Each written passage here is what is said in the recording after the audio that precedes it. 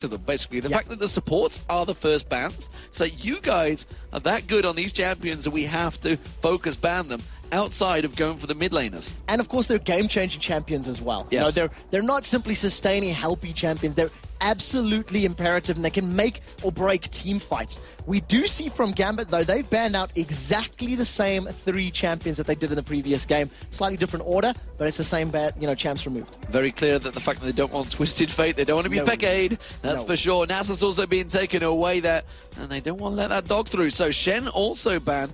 Is it going to be Zac? Are they going to allow Zed through with Zac? Zed. Zac is the one that's banned out. So Kale is still there. Elise. Now let's see if they want to lock in Zed. We know Pekka and Soaz can both play them. We've seen the likes of a Zed and a Kassadin combo before. We didn't see in the previous game. I don't think it really would have fitted anyway.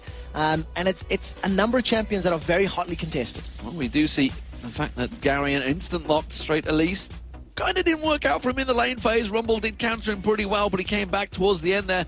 And we do see Cyanide once again on Java the 4th.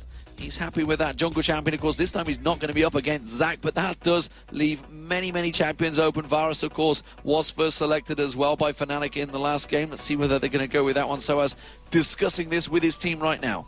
And there's something else that we've seen from Pekka in recent weeks that he's played very well was Ahri. It's a champion that not really going to match up against Zed relatively well, but can do well against other types of champions, and he plays her very, very aggressive, very assassin heavy, builds the DFG, the death cap, things like that. With the Zed being locked in, we're not 100% sure if that's going to be for Soaz or for Pekka. They had the ability to swap it around, Lord. And we forgot Kha'Zix was not banned. Yep, that one had to sneak through, and it is Alex Ich, the pentakill man on Kha'Zix. So see whether he can have a repeat performance like he did against Evil Geniuses, I believe it was or is it SK? It was EG, wasn't it? It was Evil Geniuses, it was EG, yeah. Jumping him on that bottom lane in a turret, and that was an insta-lock. There wasn't even a moment's hesitation there from Alex. He is the look of focus right now, really, really looking to get into this matchup.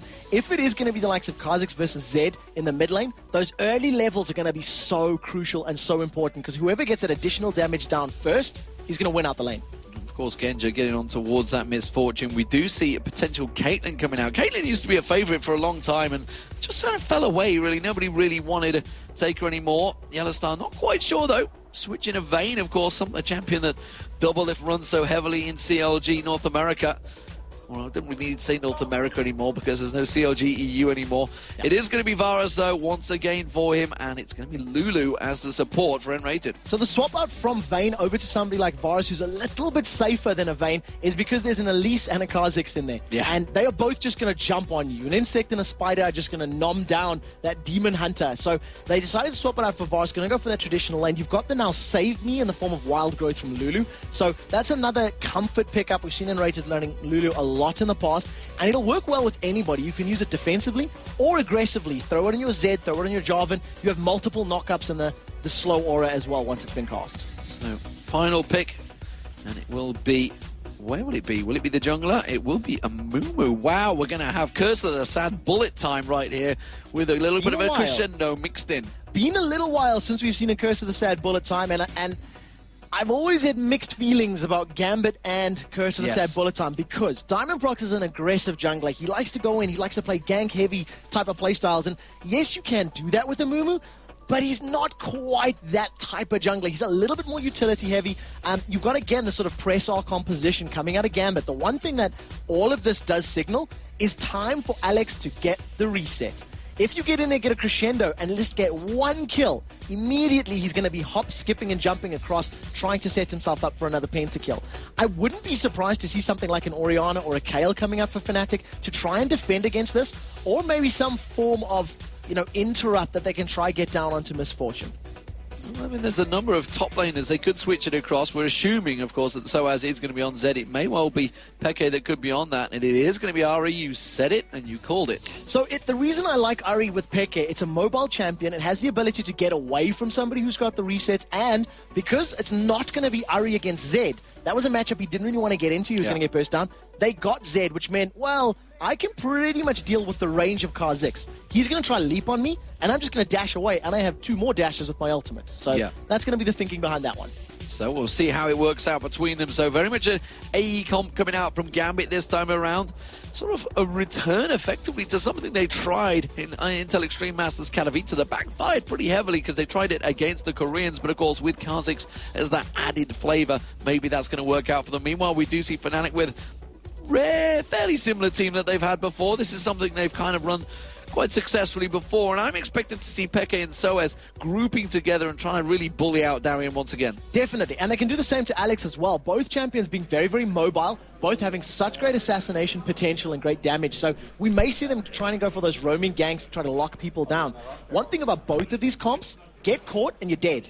Like, there's no margin for error. You've got a little bit of safety here. You can use the Curse of the Sad Mummy defensively. You can use Crescendo defensively. So can you with Wild Growth. But with the amount of damage and coordinated control from these teams, if you are out of position by a millimeter, you will get caught and you will go down very, very quickly. So Fnatic up against it right now. They are coming into this one. Will it go 2-0 or will they be able to pull it square and go 1-1? Soaz their MVP of yesterday against Evil Geniuses, played fantastic. Can he make a return visit to those performances, or can they shut down Diamond Prox? He's been the man. They've tried to shut down Darien.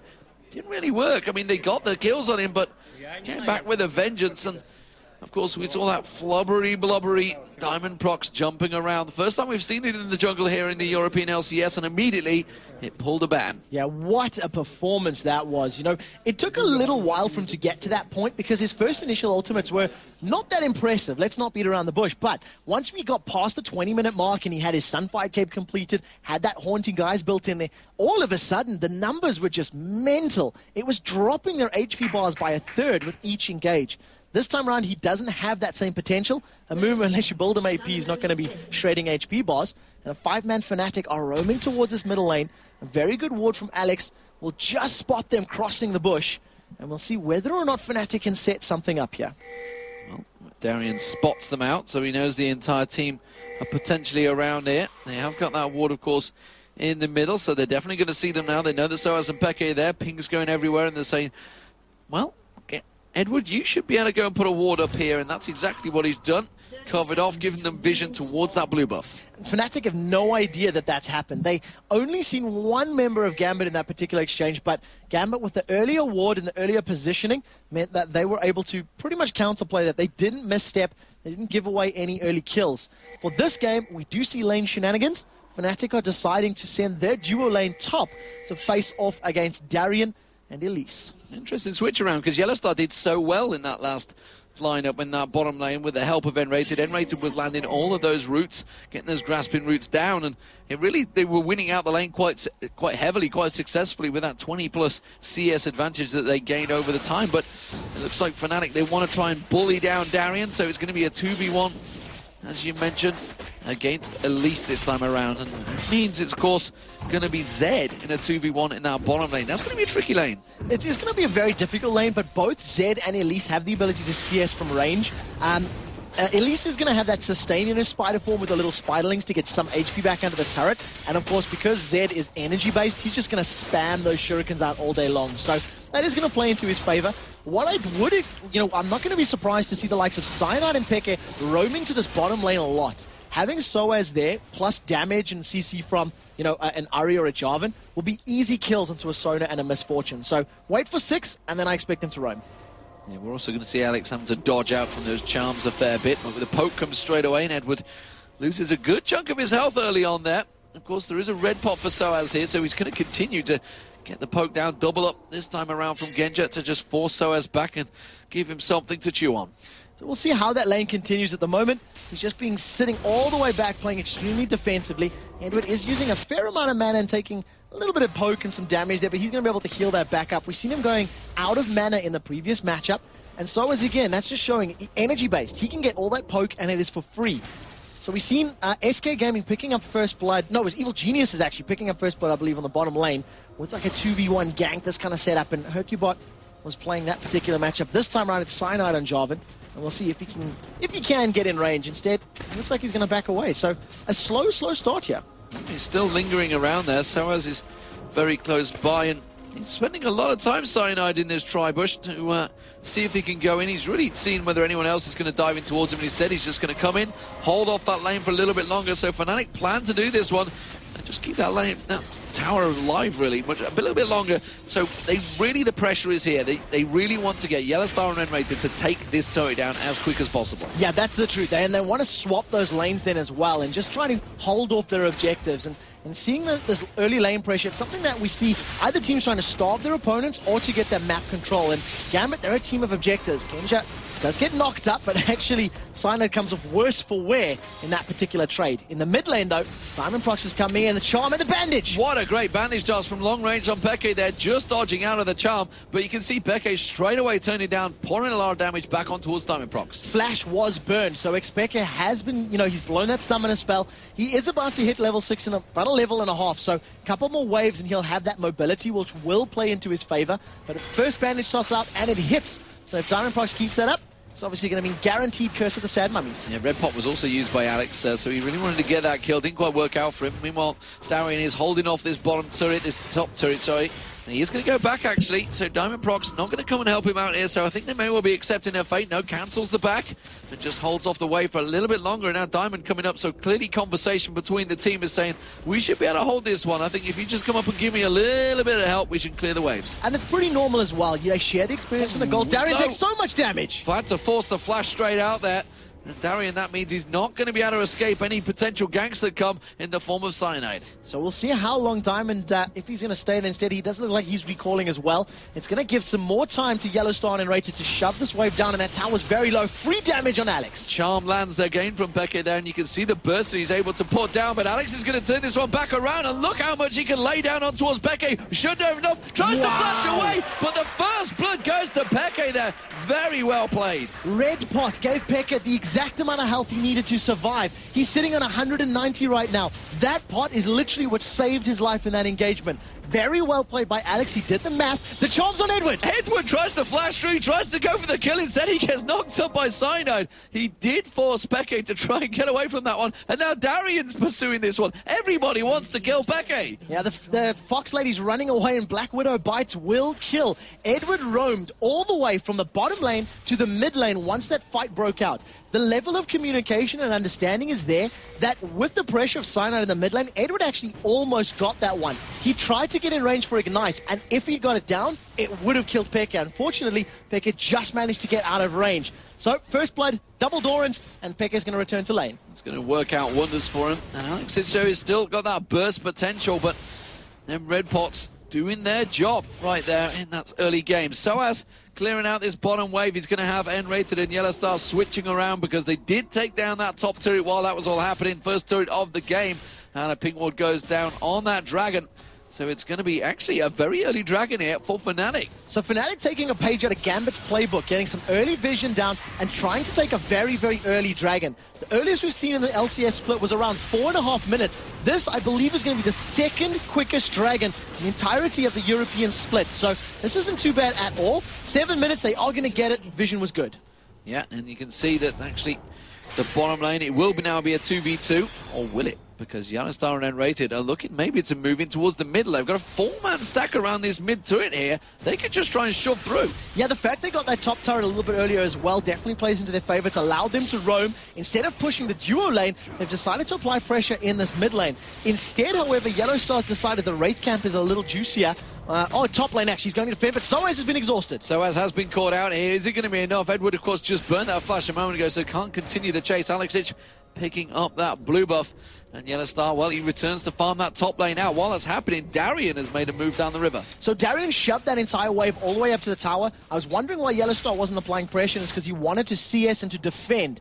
And luckily, Darien backed away, which meant there's not going to be all that additional damage on that top lane tower. And Yellowstar's going to be able to just, pick up a couple extra last hits. Right now, Fnatic, they've got a sizable gold lead with that dragon and that tower advantage. And, of course, first blood. Zed rocking the triple longswords. Soaz, he feels comfortable that he can hold that bottom lane on his own, and it seems to just say, well, Edward, N-Rated, I don't really need the help, and you can go in mid lane and Oh, Peke's probably going, this is my experience. Go away. You're stealing my experience. Leave me be. I need my levels, man. Poor old N-rated. He's been shoved back up to that top lane and back off. What we did see there, as we were, waffling a little bit, that was Ari actually got a lot of free damage onto Amumu. He got a Charm, the Orb Deception, and then the Foxfire, and it took off half of his hit points. That's with just double Doran's Ring. So, he's dealing a lot of damage already. There goes Alex on Peke. He dumps in and immediately forces the ultimate to come out of Peke. He's low on mana, though, so not going to be able to put too many more combos down. And now Blue Buff just what the doctor ordered.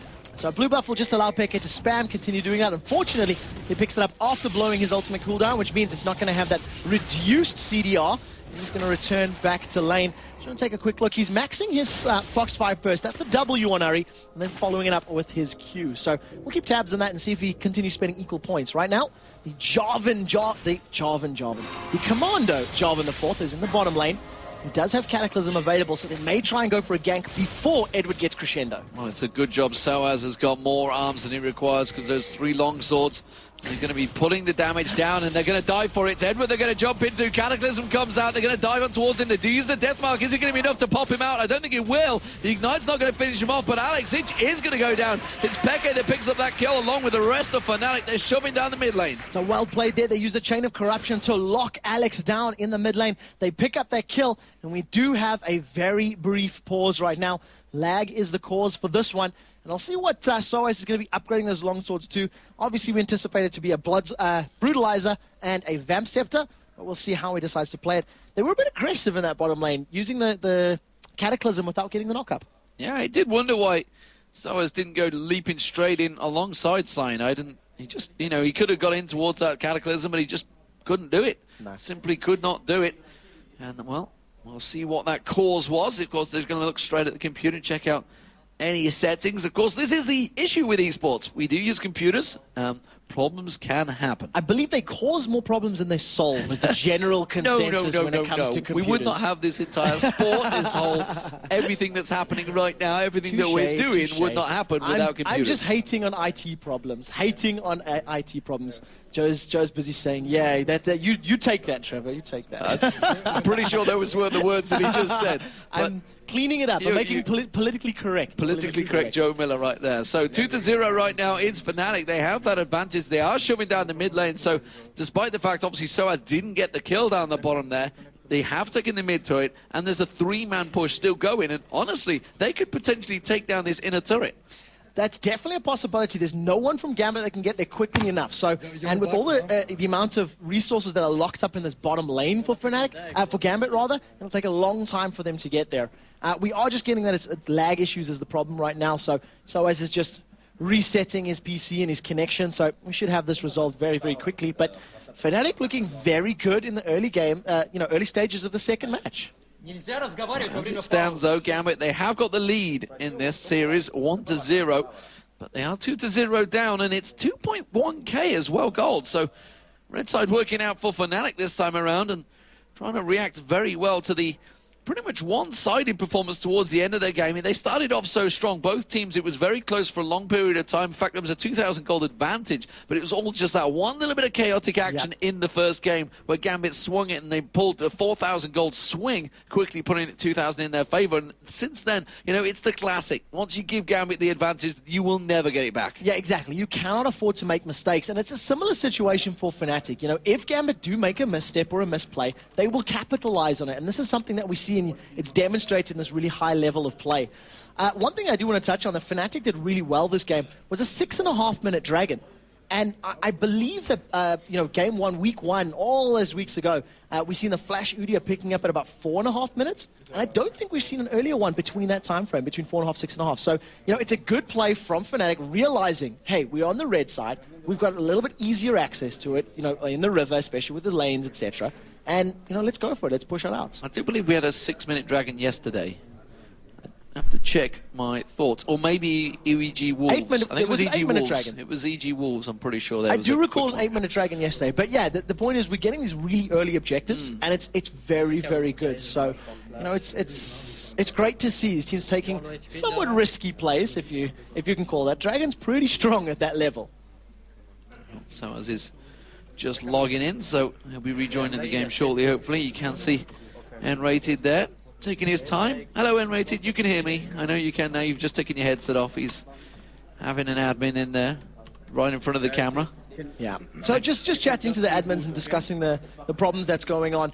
It was, in fact, so I was saying he couldn't move, and Rated explaining that it's disconnection. So, yeah, we are having a reboot at the moment. This is a PC-related problem for those that are watching. This is not a server or an internet issue. So please do not panic. We will have this matter resolved ASAP. Don't panic, Mr. Mannering. This is a situation, it's an interesting situation that the teams have find themselves in. You can see Gambit, they're not talking. They are sat in silence, as they should be, per the rules. But just looking across towards lolesports.com, remember you can get over and vote on there right now, and it is pretty much even right now. I don't think it gets more even than this right now. No. 50% of the vote in favor of Fnatic to 50% of the vote in favor of Gambit. Now, it started off the day 55 to 45. After the loss in game 1, it is now swung even.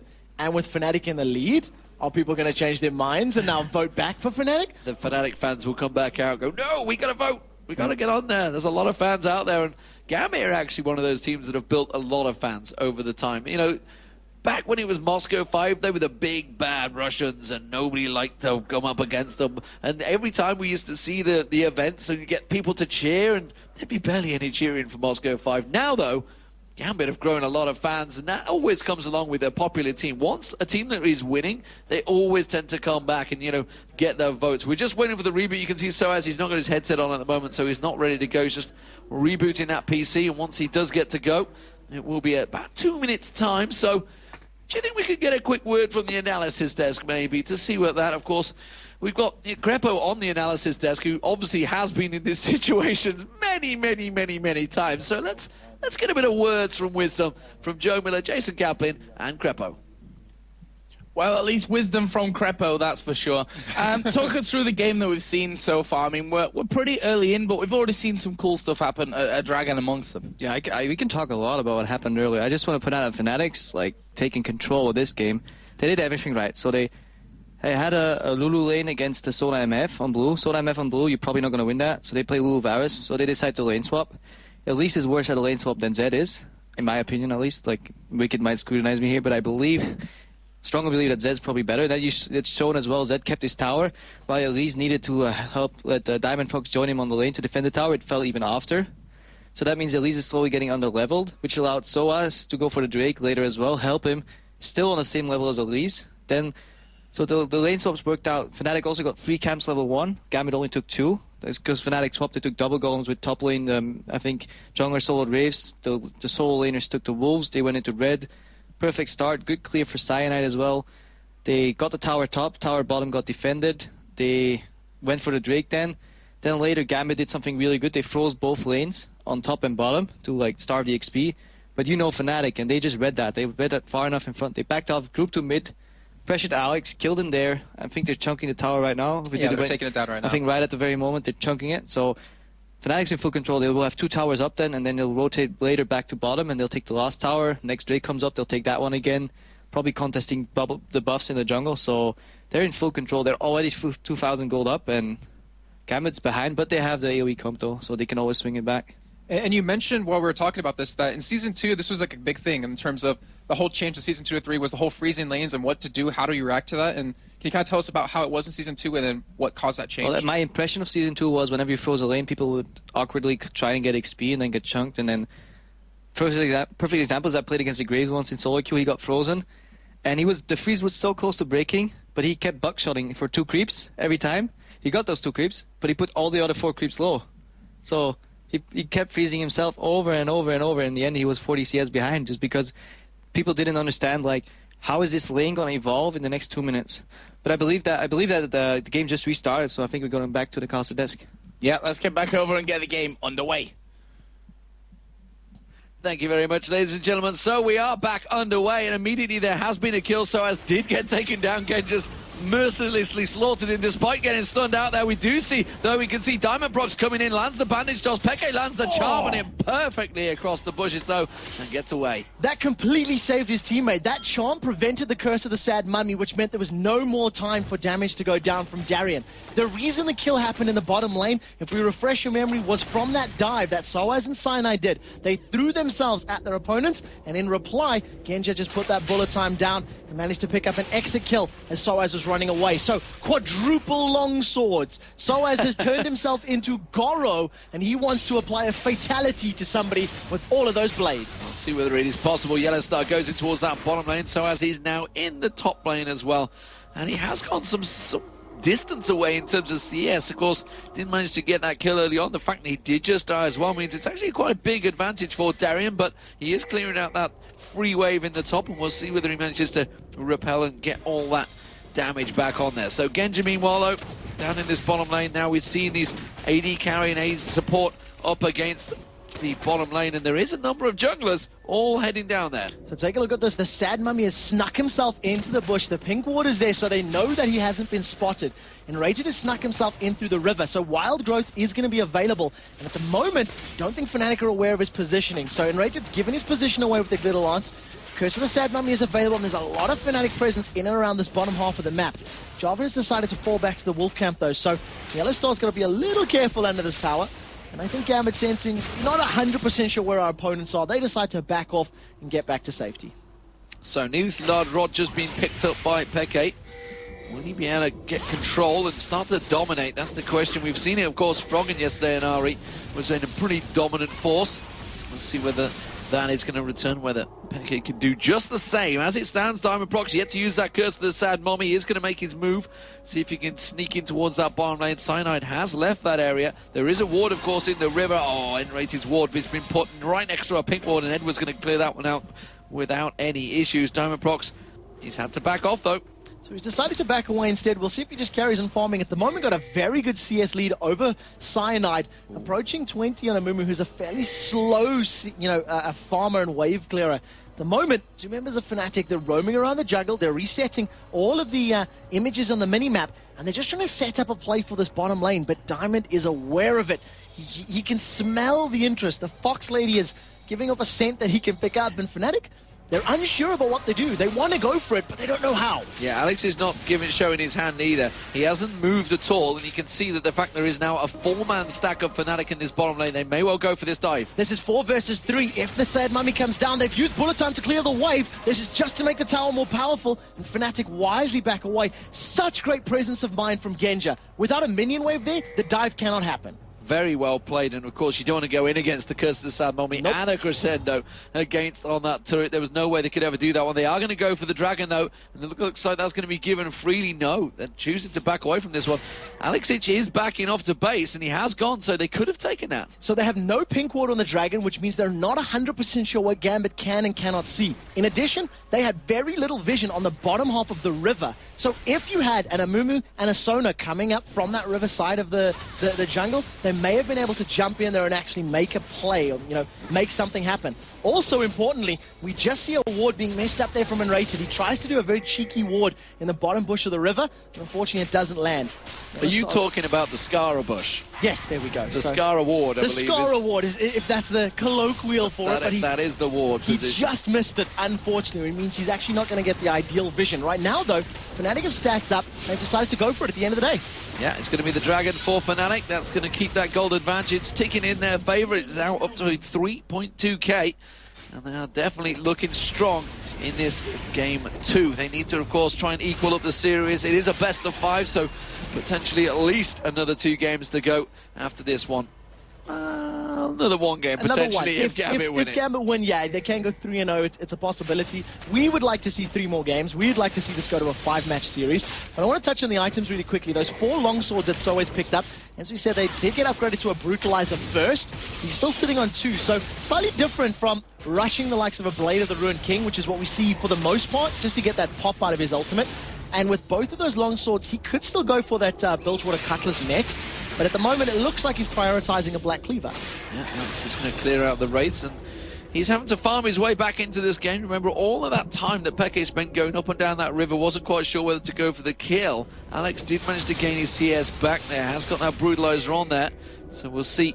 Of course, stacking out that Tear of the Goddess. Pretty standard. We're not going to see maybe a double Brutalizer. We saw that, of course, in the Korean OGN. Alexic, maybe he could switch towards that one. It was Faker, if I recall Faker, correctly. I believe they did that, yeah. I'm pretty sure it was Faker, and it was something that we've talked about a lot, and unfortunately I didn't see any interviews or discussion about it post-game, but it may have been a mistake because the passives are unique. So that armor penetration and the cooldown reduction, it's unique. You're not going to stack that up. So definitely something I would love to He see. kept it the whole game, though. He did, because he finished other items. He finished Bloodthirster, he finished Mirror Mana, and I was anticipating, like, is it going to go Black Cleaver and Ghostblade? But unfortunately, it's a question that will remain forever unanswered until somebody manages to talk to him or link us the interview. Right now, 4,000 gold lead for Fnatic, and the pace has slowed down a little.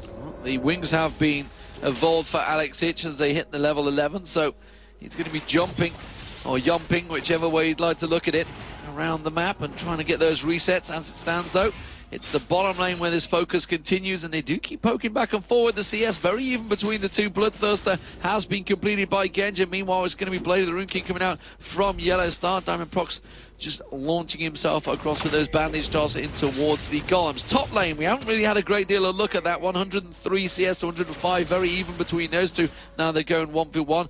Not exactly sitting on Darien like they did in the first game. No, not this time, Ryan. And also, part and parcel of that is because it was the 2v1 lane and that his tower went down very early. So Darien's been very deep on his side of the map, and he hasn't strayed past the safety bounds, which is great for a player like Darien, who we do see stepping over the borders a little bit more often than maybe he should.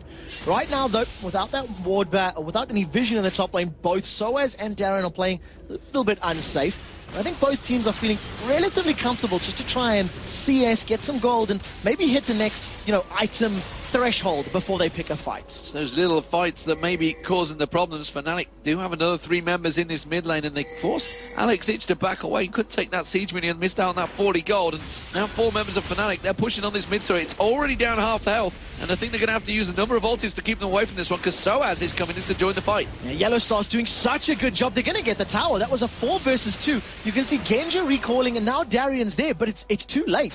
It took them too long to get there, and at this moment of time, nobody's got those home guard boots yet to just rush in there and help save the tower. So tower number 3 for Fnatic, and very, very good map presence right now. Force of numbers helps so often. Peke's going to go around. He's going to go straight for Darien here. He's going to come off the side of him. If he can land that charm, it would be vital. He is in spider form, so he couldn't repel away from it. Instead, he's just going to run out of range. So it's going to be able to take down those little spiderlings. Was definitely considering the engagement, but the rest of his teammates were sort of rolling around towards the jungle just to try and to get some additional creep camps. The one thing I do want to point out about that top half of the jungle is those are all vision wards that are down. So the pink wards are above the river, 3 of them, just to clear out any other vision. I don't believe we've seen the Oracle's Elixir yet, but around the 20-minute mark is about the time that you'll start to see somebody picking them up. He continues to clear wards in the banana bush. As that goes down, pink ward went down. Let's have a look across the items and then mid laners. Of course, we did talk about the brutalizer that Alex Hitch had. Mercury treads as well, along with that Vampiric Scepter now he's picked up.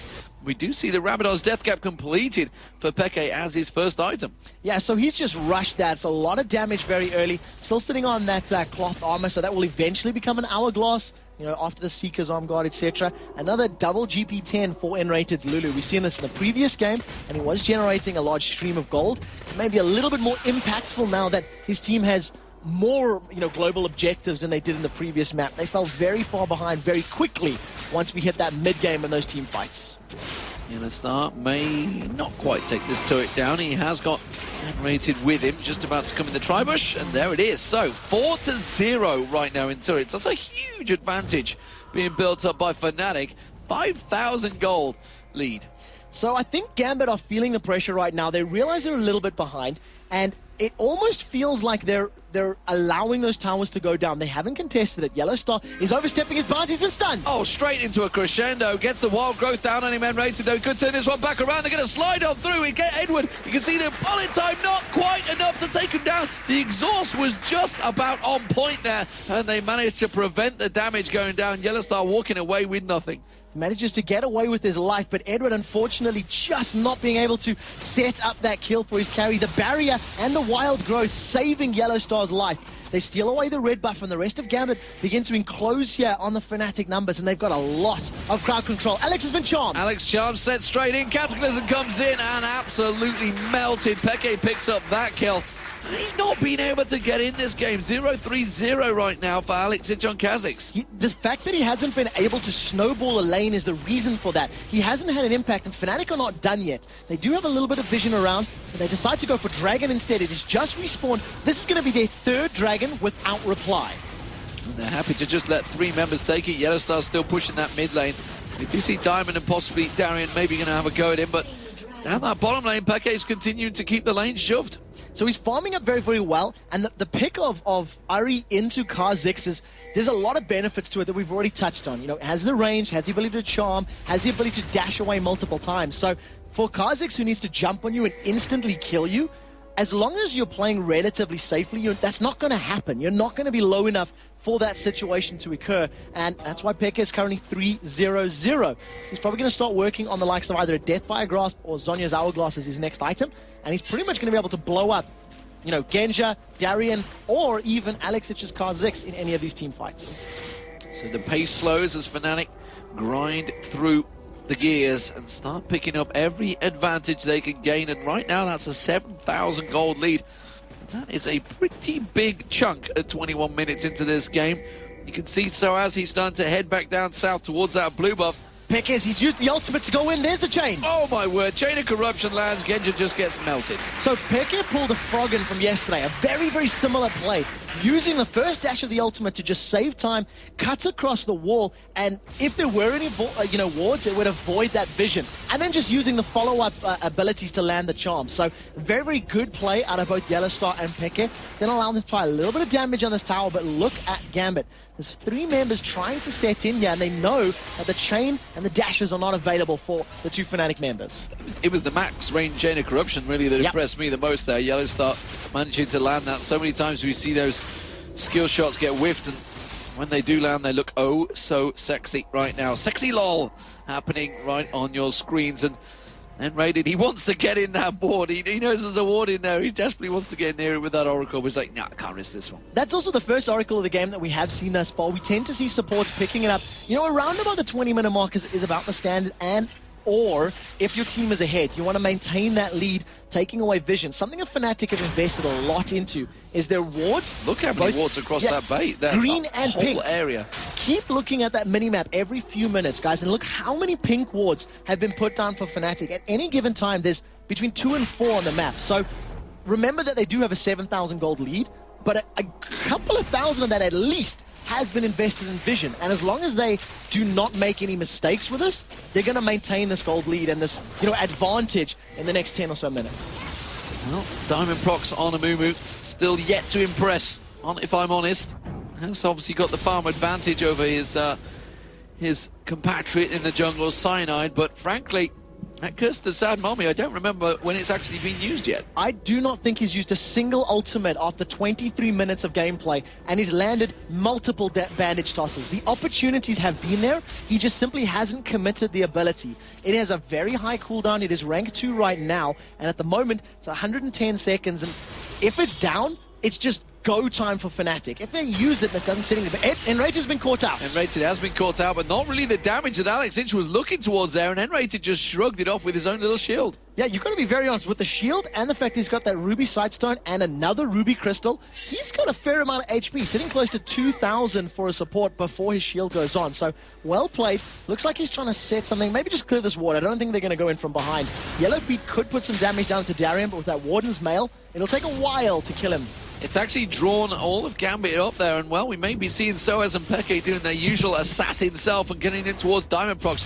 You can see Soaz, he's heading around the backside, and Diamond, he's got to be careful that he doesn't get picked off here. Soaz is ready and waiting in that jungle. So we'll see if he can make anything happen. Has the death mark, has the active. They may find an Edward, and he's going to go down with an Oracle. Soaz is going to do nothing and completely break my heart. Completely break your heart. Maybe breaking a couple of Fnatic members' hearts as well. Right though, Yellowstar, he's going to get caught out. The jump comes out this time from Alex. It's the Wild Growth turns it around, but finally, Alex will pick up a kill. He gets the reset, jumps across, Darian follows, and he's going to be another kill given across. Alex Ich with a double. That's what he needed, but Fnatic have got the tower in the bottom lane. They managed to force away the jungler and duo lane of Gambit. That looked like a recall bait, which I don't think they're going to fall for. They lose 2 for a tower. But the problem is both of those kills going to Alex. He hasn't had the greatest of games thus far, and that may be just the boost that he needs to get back into this one. Red buff being delayed so Genja can go and pick it up. So unfortunately this sit and wait is not working out. The sit and waiting on top of a ward as well. So although that ward has just timed out, they do still know they're there. Red buff actually did get picked up by Diamond. They didn't give it to Genja. There is great vision in the bottom lane, yeah, and I feel that Diamonds took that away just to prevent it being stolen. He didn't want it to go to his enemy. You see all of the vision here from Gambit. They're well aware that their jungle's safe, and both Soaz and Pekka were trying to pick up a kill, which is something we've seen them do over and over and over again with Assassins, and they don't have vision in the jungle, so they're actually very overextended here. Pekka's being surrounded. The bandage toss! My word, what a bandage toss there, and Pekka having to use that ultimate to try and dash away. Oh, the charm on Edward is fantastic as well. The flash crescendo could have come out. Alex Teach is going to try and jump through. Does manage to get the hit on Pekka, but the tower is there to save his life, and Pekka, well, that charm very much saved his life. Yeah, it was a charming play out of Xpeke to save his life, prevent the flash crescendo, and that was the key. Landing that on Edward meant he wasn't going to get stun locked, but he burned his ultimate and he burned his flash. It was just an instant get out of there. Gambit have grouped up as 3 in the mid lane, positioning themselves towards Baron, most likely just to get vision control here. And for a moment I thought they were going to try and pick up a tower, but they're running a little scared. They don't want to pick and engage. That's not going to go their way. This is an 8,000 gold difference right here as well, remember, Gambit, but they may well smell a bit of an advantage gained just here. See whether they can turn it into an advantage of their own. Dragon is up, and Gambit are ready to fight for this one. So they have the ability to deal a lot of damage very quickly, especially if they land their ultimates together.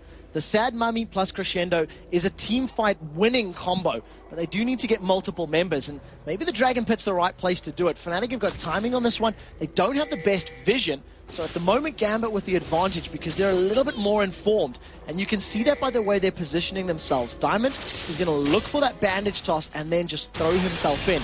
The rest of Fnatic may be going for an inhib turret. This may be a mistake. There is. Gambit have gone for the Dragon, and Fnatic are running straight up that mid lane. It does mean they're going to have Gambit coming in behind. There's going to be a couple members backing off. They're going to get on towards this turret. Can they put enough damage down, or will Gambit catch them out? They're going to have the inhibitor turret. It has gone down, and it doesn't mean the inhibitor's going to go down. Will Gambit try and go for this one? Because the Sad Mummy is available, Crescendo is available, but they're not going for it. They don't feel they can win that fight. Tower number 6, and it's picked up for free there by Fnatic. They have the ability to dive in there and take that inhibitor at any time that Gambit are out of position. Now this is something that they felt, or they didn't maybe think it through. They didn't think that Fnatic were going to be that brave and make that kind of play, but they did, and it's paid off for them. And that Oracle's Elixir is doing such great work for Enraged. The amount of wards that he's cleared out and not dropped is very, very important right now. So Alex continues his farming spree, and he's definitely working his way back into this game, but we can't look past Peke right now. He's got that Rabadon's Death Cap and Deathfire Grasp for 0. He has got a lot of burst potential if he can land those charms, which frankly he has been, whether he needs to get a kill or escape. Yeah, he uses it both aggressively and defensively, and what I do like about the items, take a look at Darien. He's gone for the Haunting guys early in the Sorcerer's Boots, relies on the base numbers of Elise, and then picked up a Frozen Heart and a Sightstone. So he's got that additional HP and all of the wards. For a moment, we thought Gambit were going to try rush a Baron, but I don't feel like they have enough damage to take that quickly enough and safely enough. So instead, they have decided to back away, and there's Genja being caught out. Yellow Star thought he was being clever, does launch the Chain of Corruption. Genja's the one that takes the damage, but it's Gambit that are all over them, and now you can see they're going to try and react to this one. Peke dashing up towards them, and it is going to be Diamond Prox that may well get pursued, but remember that middle inhibitor, it is exposed. They could try and go in there, and this is Xpeke. They're going to interrupt it. Edward's been caught. Oh, he flashes away, and he does get taken down. So has assassinated Edward very well there. Now they're going to slide in. Alex Inch has been caught. The exhaust goes down. Genja's been caught. So as he's doing work right now. Picks up the double kill and just walks away without being touched. Darien is low as well. Peke is going to dive in for this one. He repels away but drops straight back on towards Peke and then just dies. Yeah, manages to land him, and Pekka's little auto-firing missiles just land on him and crush the spider. This means that Fnatic are getting at the top, inner turret down. Gonna fall back, pick up Baron. This is a 3-for-0 exchange, and it just comes down because of the wards. They had vision in the jungle, which allowed Soros to jump over the wall, and a questionable recall from Edward. He didn't need to recall there in the middle of the jungle. He could have fallen back a little bit, to a safer position. He's got boots of mobility. He could have done that. So a very good play from Fnatic, using that vision to their advantage. As like we said a few minutes ago, as long as they don't make misplays and they maintain that vision advantage, they're going to hold the lead. Well, there's a couple of thousand gold for pretty much every member, but look at that. And rated to Edward, 4,000 gold nearly. Actually, that's 3. A lie. But 4 sounds better. 4 does sound better, and it will be 4 soon enough, I imagine. Those double GP10s and 7 towers and 3 dragons and a baron are obviously all attesting to that. That's something I'd like to hear from Crepo as well when we get to the analysis desk, because he was doing similar to what Edward does. He doesn't go for that GP10 items, whereas N-Rated did yesterday. And he's doing it now as well. And right now, the fact that he's just completed that Locket of the Iron Solaria means that now he is ahead in terms of items. Doesn't have his boots of mobility just yet, but the longer this game goes, in theory, the better it is. But it's a risky play, I feel. If you don't, if you give up early kills like Fnatic did in the previous game, you don't have as much ability or as much impact in this team fight. So we'll see how this does come to pass. Black Cleaver was completed for Alex, so that's going to help him be able to kill people more when he does get involved in these fights. But outside of catching Fnatic out, he hasn't had much presence, if any. Yeah, there's a 4-man Fnatic. They just went in for Captain Fantastic. That is Peke to join them. Just gone back to Bison. His Hourglass. It's going to be it's going to be a Guardian Angel for Peke. So that's an interesting pickup. Going to go straight for the survivability or the regen. Going to rely on, of course, coming back to life, having his cooldowns available, and then just using all the mobility of his ultimate back and forth. So it's definitely not what we expected. It differs from his traditional build. And, why not? When you're 5-0-0 and you're farming well and you're complete control of the map, maintain that lead by having a 6 versus 5 team fight. Indeed, and doesn't give them a bit of an end to a killing spree either, which would be a lot of gold, but it is going to be Fnatic shoving in the mid. And the other side of that as well, you're no longer a target for Deathmark, so it immediately puts pressure on everyone else. Fnatic, with this very big advantage with Baron on, they group up as 5, they take off half of the inhibitor's hit points. They have vision control, they have Baron, they have team fight. Like, if they decided to pick a fight, they would probably win. And it's just a matter of when do they go in. Well, we've not once seen a straight-up 5v5 fight yet. So all of that AE damage, obviously Fnatic want to avoid it. That's the main thing. But now, actually, they may be that far behind that it may not work regardless. It's definitely something that's a possibility. If they do get locked down for long enough by that curse and that crescendo, it can play to their favor. But look at this minion wave on the bottom lane. The moment Alex shows his face, Fnatic can say, thank you very much. We'll take this inhibitor. Use that tail of arrows to zone out the slow. Once inhibitor goes down, one more hit. No, they're actually going to back away. Running a little scared, waiting for some minions. Come on! There we go. Finally, after a prolonged siege, they get it.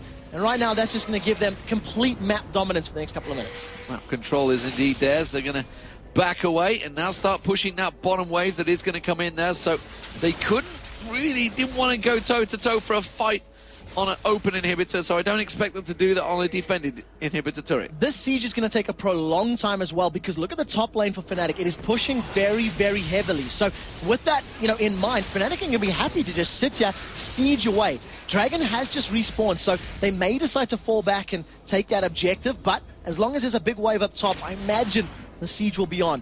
It's either going to be a charm that's going to signal a team fight, or Gambit just becoming restless and diving in. Yeah, we do see Diamond Prox ready and waiting. Could be the first curse of the sad mommy of the game if he ever lands it. Or if he even uses it. You talked about it in the opening picks and bans. Gambit have got a complete team of R. That's all they had to press, but as yet, Fnatic are not letting them use that key. Yeah, we'll have to ask them if this composition is really, works for them. It's not something that I feel has worked for them in the past, and every time I see a Mumu being played by Diamond, I'm going to be honest and say I'm almost always disappointed. It's not something that stands out. They have landed the charm onto Edward, and is this the fight? There's the chain of corruption. Edward does get the crescendo out just as he dies, and Diamond again, still yet to use that ultimate because he couldn't quite find a clean engage there. And now Alex Itch uses those voice spikes. Peke goes for it, dives in towards Alex Itch, straight back out with his ultimate. But they have managed to force Gambit away. And now it's a 4-on-5. Cyanide caught out there. Now we see Curse of the Sad Mummy. Now we see the bullet time. They do take down Cyanide. The repel comes out from Darian, but he's only going to drop back in there. Alex Itch could drop cleanup duty. Has he got enough? No. Dodges away from Soaz, but he's going to continue pursuing, but you can't get on him. That Glitter Lance lands once again.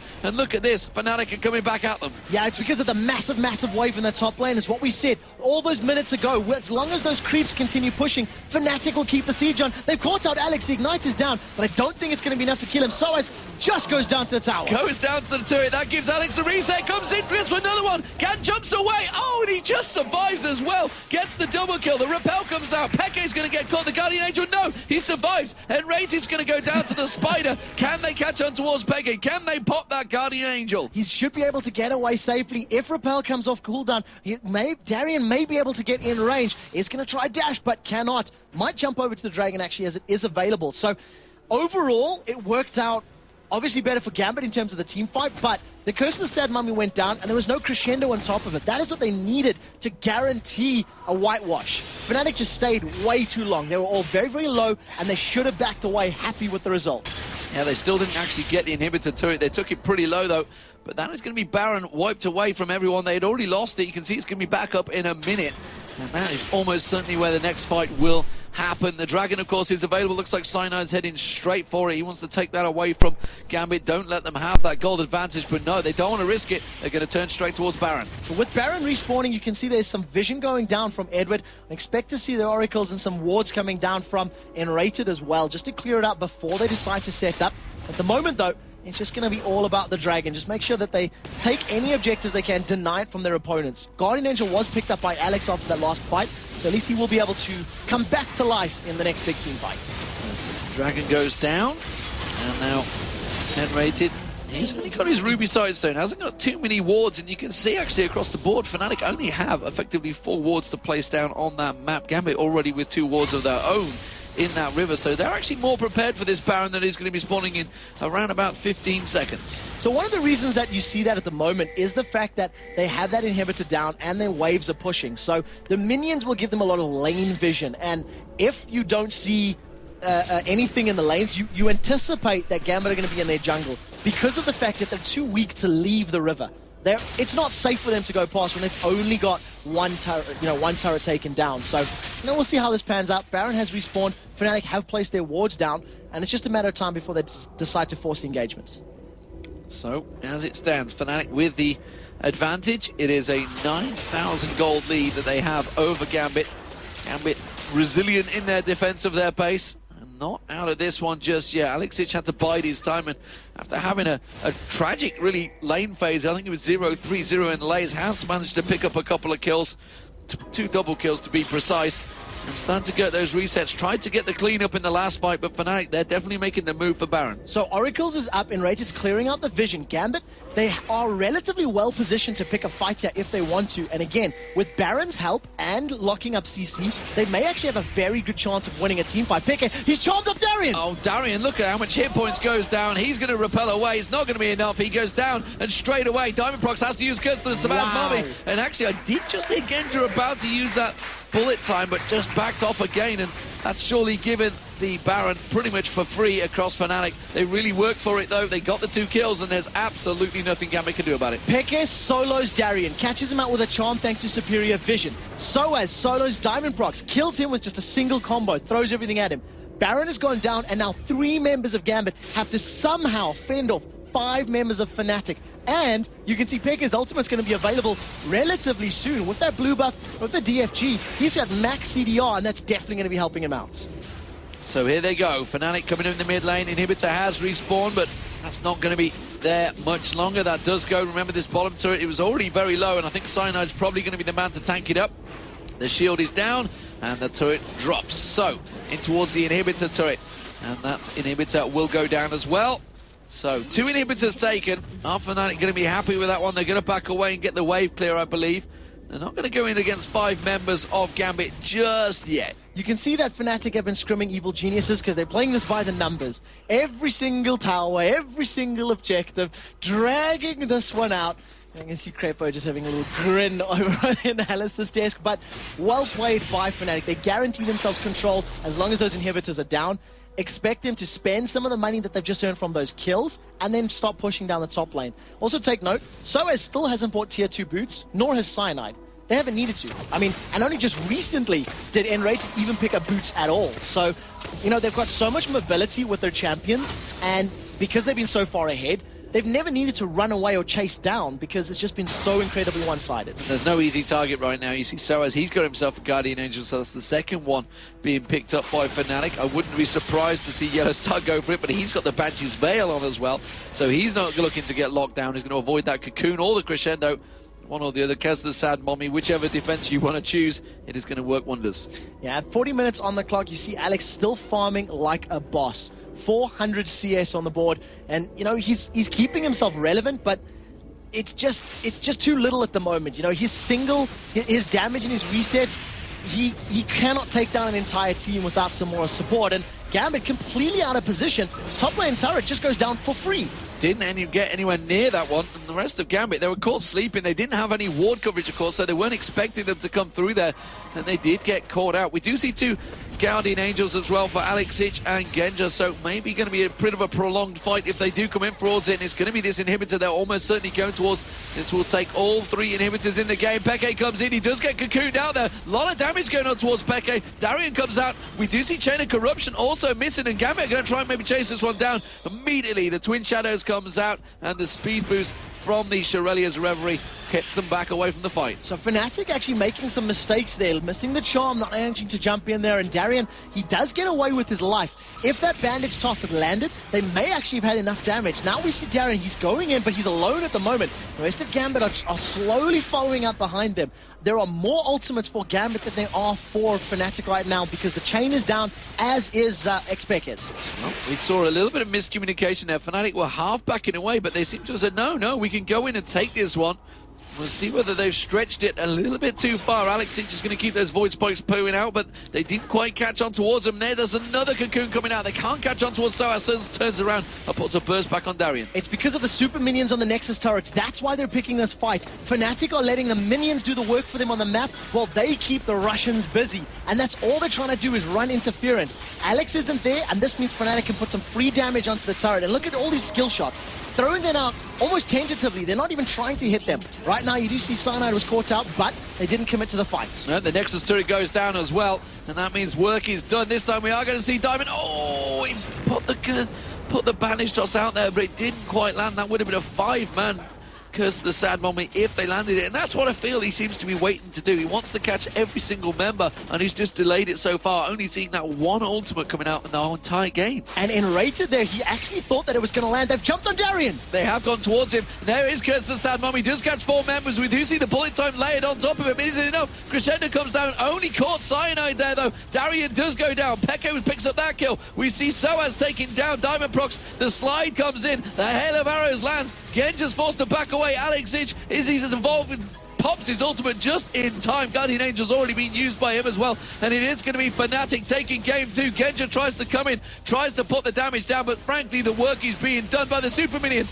Alex Ich comes in, tries to increase his KDA, but it's not going to happen. Cyanide does finally go down. It's Edward, of course. Who else would pick up the kill? And Fnatic, well, they're not going to back away. They really want to finish the game here, but it does seem that Gambit may well hold on for just a little bit longer. They have minions there, so the super minions are being distracted by the little blue Gambit minions, and then right now, with all the damage and the DPS that was taken by Fnatic, they simply cannot finish this out completely. The risk of the resets for Kha'Zix is too high, so they do decide to back away. They have all 3 inhibitors down. There's going to be double super minions in each lane, and once the next couple of waves rock up, that's going to be the signal to go and pick another fight. But at the end of the day, the combo wasn't stacked nearly as well as it needed to be. Sad Mummy went down, Bullet Time went on top, but it didn't deal as much damage as they were hoping, and Crescendo only caught 1 person. And they do have the middle inhibitor respawn in. The bottom one will spawn soon if they can hold them off, that is. Baron will be back up in 1 minute 20. Let's see whether Fnatic just simply wait it out, pick up that Baron, play it by the numbers. And honestly, there's absolutely no reason why they should rush this one. We've seen teams only very, very few make this mistake before and actually let the opposition back into it. Remember, those double super minions that were coming in is going to give a lot of gold to Gambit. Yeah, that's the truth. And it's such a minute possibility, but it is possible for them to come back. But Fnatic would definitely need to make some very big misplays, lose a team fight like 5-0 or something, and allow Gambit to push out and push back.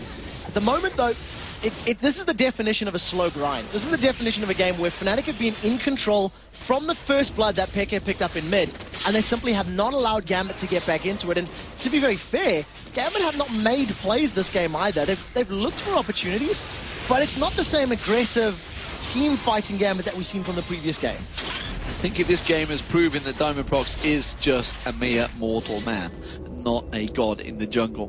Because we're definitely not being the key point of focus in this game for sure. And it is going to be, of course, the Baron being picked up by Fnatic. They're going to take that for free. There's not a great deal that Gambit can do because they're just desperately fending off the swarm that is coming in towards their base.